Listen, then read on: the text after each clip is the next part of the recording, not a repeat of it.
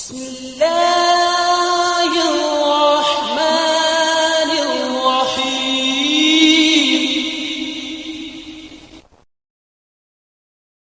لوگوں نے مغرب کا سفر کیا ہے، وہاں جہاز میں 12 کے بعد 14 نمبر سیٹ آ جاتی ہے، 13 نمبر سیٹ ہی نہیں ہوتی۔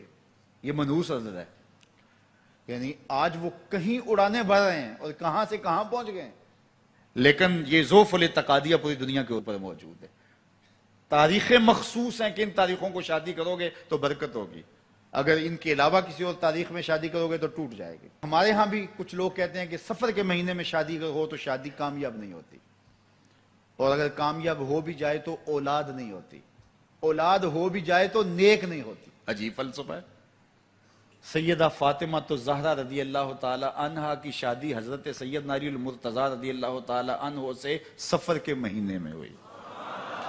مجھے بتاؤ ایسی کامیاب شادی بھی کوئی ہو سکتی ہے، اور ایسا اچھا جوڑا بھی کوئی ہو سکتا ہے، اور پھر کہتے ہیں اولاد نہیں ہوتی، حسن حسین اور زینب پیدا ہو۔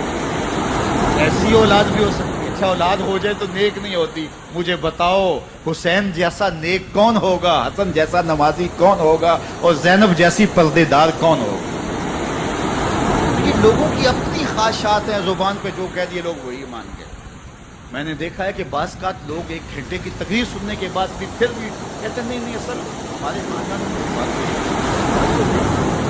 جب اللہ کے محبوب نے کہہ دیا لا تجارہ، کوئی منحوس نہیں ہے، نہ دنوں میں منحوس، نہ ساعتوں میں منحوس، نہ افراد میں منحوس، ہمارے الو بھی منحوس نہیں ہے۔ تمہارے اندر کی برائیاں ہیں جو مجسم ہو کے تمہارے سامنے آتی ہیں، اس لیے کوئی منحوس نہیں۔ ہمارے والدین نے بچپن میں ہی ہمیں یہ باتیں اچھی طرح سے ازبر کروائیں، اور ہماری تربیت اس طرح کی کہ ہم الحمدللہ کبھی بھی ذوف الاعتقادی کا شکار نہیں ہوئے۔ تو آپ بھی اپنی اولادوں کی ابھی سے ایسی تربیت کریں کہ ان کا توکل اللہ پر ہو، ان کا توکل اللہ کی بابرکت ذات پہ ہو، اور وہ اسی پہ بھروسہ کرنے والے ہوں۔ جب اس پہ بھروسہ کرنے والے ہوں گے تو زندگی سوکھی گزرے گی، کبھی مشکل آ بھی جائے گی تو پریشانی نہیں ہوگی کہ دیکھیے کبھی خنداں کبھی گریاں، کبھی اللہ کچھ عطا کرتا ہے کبھی کچھ عطا کرتا ہے۔ وہ محمود غزنوی کو بوڑھے لوگ محبوب تھے، لیکن سب سے زیادہ محبوب ایاز تھا۔ تو ایک دن اس نے اس کو خربوزہ دیا تو وہ چٹخارے لے کے کھا رہا تھا۔ بادشاہ نے چکھا تو وہ کڑوا تھا، کہا ایاز یہ تو کڑوا ہے؟ تو کہا کہ حضرت ہاں کڑوا ہے۔ تو کہا پھر تم مزے سے کھا رہے ہو؟ کہا ساری زندگی ساتھ سے میٹھی نعمتیں کھائی ہیں، آج ایک کڑوا مل گیا تو پھینک دوں؟ جب اس پہ توکل ہوگا تو کبھی تکلیف آئے گی تو بندہ کہے گا کوئی بات نہیں، جے سونا میرے دکھ وچ راضی تے میں سکھ نو چلے ڈاواں، تو بندہ کہے گا ٹھیک ہے کوئی بات نہیں ہے، یہ اس پہ بھی میں خوش ہوں۔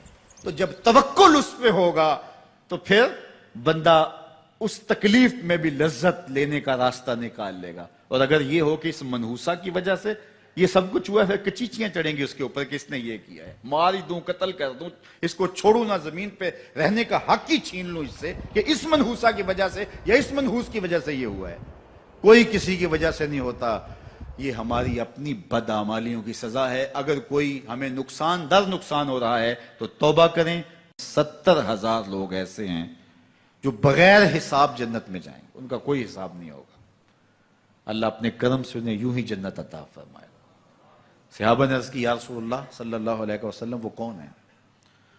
تو آقا کریم نے شرف میں کانو لا یکتوون، یہ وہ لوگ ہیں جو اپنے جسم پہ داغ نہیں لگاتے، مخصوص نشان جسم پہ لگا لیتے ہیں، یہ فلاں بزرگ کی نشانی ہے، یہ فلاں جو ہے وہ شہید کی نشانی ہے۔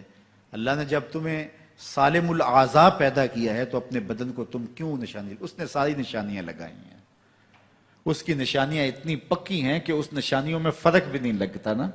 یہ تمہارے انگوٹھے کی نشانی ہے، 6 ارب انسانوں کو لے آؤ اور نشان انگوٹھا لے آؤ، کسی ایک کا بھی نہیں ملے گا۔ یہ نشانی تمہارے رب نے لگائی ہے۔ جیسی صورت تمہاری ہے ایسی صورت کسی اور کی نہیں بنائی، تمہیں منفرد بنایا اس میں۔ پوری کائنات میں سارے لوگ تمہارے جیسے ہیں لیکن تم پھر بھی الگ دکھائی دیتے ہو۔ سب کی 2 آنکھیں، سب کا ناک، سب کے ہونٹ، سب کا رنگ ملتا جلتا، لیکن سب کی شکلیں الگ ہیں۔ یہ زید ہے، یہ بکر ہے، یہ عمر ہے، یہ آس ہے، یہ فلاں ہے۔ دوسرے وہ ولا یسترقون، اور وہ رقیہ نہیں کرتے، یہ چھو منتر جادو ٹونا ہر وقت عاملوں کے پاس بھاگے پھرتے ہیں، اور وہ انہیں جو ہے وہ غلط سلط ٹوٹ کے ٹونے بتاتے ہیں اور وہ کرتے رہتے ہیں. عجیب لوگوں کے نفسیات ہوتے ہیں, صبح سے لے کر شام تک اسی چکر میں رہتے ہیں اور پھر ساری زندگی ان توہمات سے نکل ہی نہیں پاتے. اللہ نے تمہیں پیسے دیے ہیں, نئی گاڑی تم نے خریدی ہے, چھوٹے بچے کا جوتا کیوں باندھ دیا آگے تم نے؟ جوتا باندھنے سے اگر یہ ایکسیڈنٹ سے, حادثے سے گاڑی بچ سکتی ہوتی ہے تو پھر پاکستان کے جتنے پی آئی اے کے جہاز ہیں سب پر باندھ دینا چاہیے, سب پہ جوتے لٹکے ہوئے ہوں. عجیب تم نے فلسفہ تراشا. کسی نے جو ہے وہ کالی رنگ کی پٹی باندھ دی نیچے, اس سے اس کو نظر نہیں لگے گی. گھوڑے کے پاؤں کے نیچے جو کھری لگی ہوئی ہوتی ہے, کچھ لوگوں نے اپنے گھروں میں وہ باندھی ہوئی ہوتی ہیں کہ اس سے ہمارے گھر کے اندر کوئی مصیبت نہیں آئے گی, کوئی تکلیف نہیں آئے گی. کسی نے ہنڈیا اپنے گھر کے اوپر الٹی رکھی ہوئی ہوتی ہے, یہ ہنڈیا بچا لے گی. اور میاں ہنڈیا کیا بچائے گی تجھے؟ اللہ کے قہر سے کچھ نہیں بچا سکتا.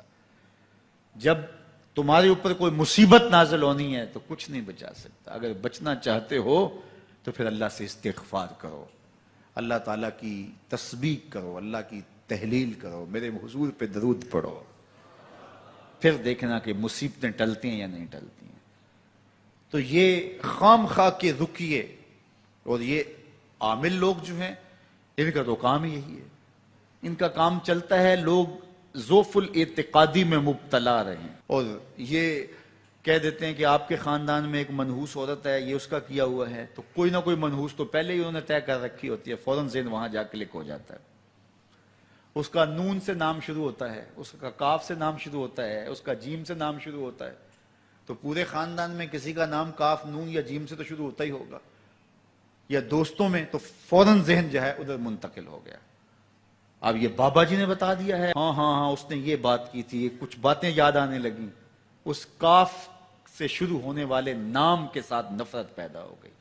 اس بابے نے نفرت کا کاروبار کیا ہے.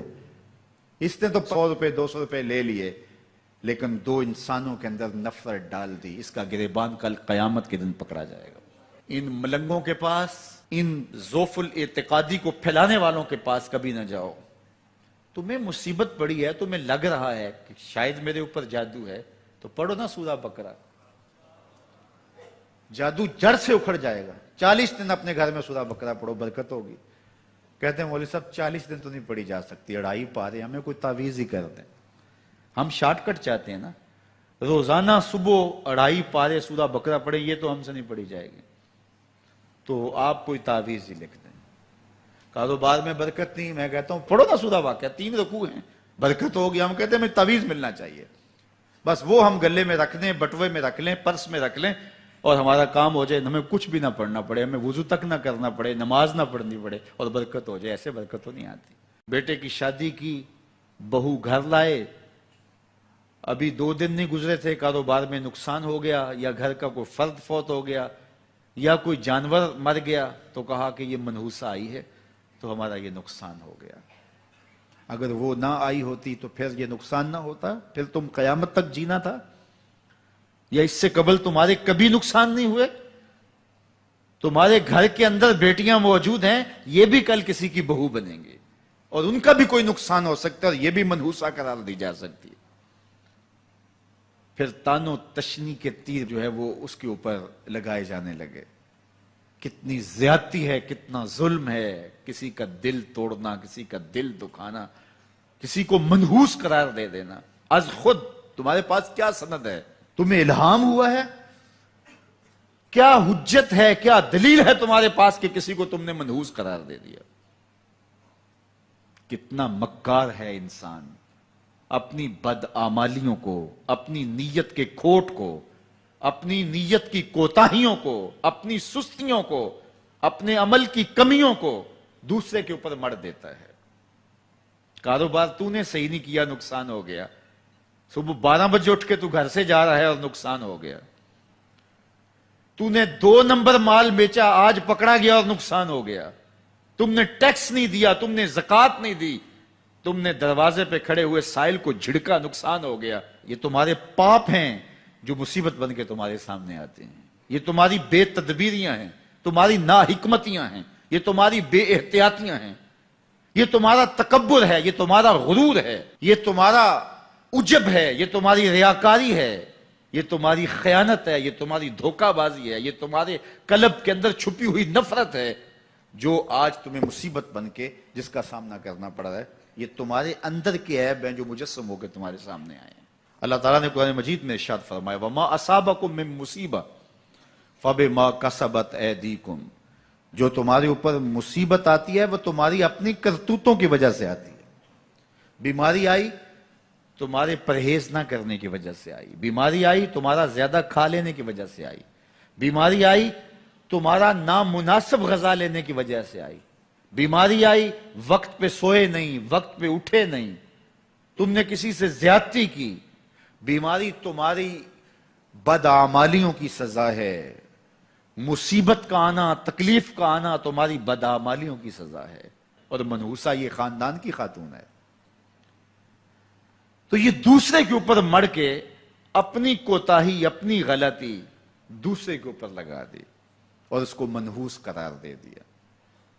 اگر کسی کا کام تمہیں دیکھ کر کے اچھا نہ ہو تو پھر تم بھی منحوس قرار پائے نا. اگر آج تم کسی کی بہن کو، کسی کی بیٹی کو منحوس قرار دیا ہے اور خاندان کے اندر اس کو منحوس مشہور کر دیا ہے، تو اگر کوئی یہ مشق تمہاری ماں پہ کرے، تمہاری بہن کو منحوس قرار دے دے، تمہاری بیٹی کو منحوس قرار دے دے، تو تمہارے دل پہ کیا گزرے گی؟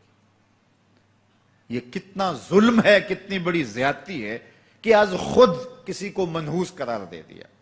کوئی منحوس نہیں ہے، کوئی لمحہ منحوس نہیں ہے، کوئی شخص منحوس نہیں ہے، کوئی وقت منحوس نہیں ہے، کوئی گھڑی منحوس نہیں ہے.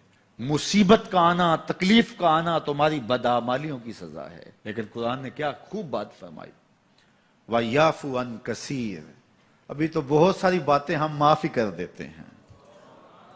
تم نے کوئی گناہ کیا، پھر تمہارے ہاتھ اٹھ کے ہم نے معاف کر دیا. تم نے کوئی گناہ کیا، تم نے صدقہ کیا، ہم نے معاف کر دیا.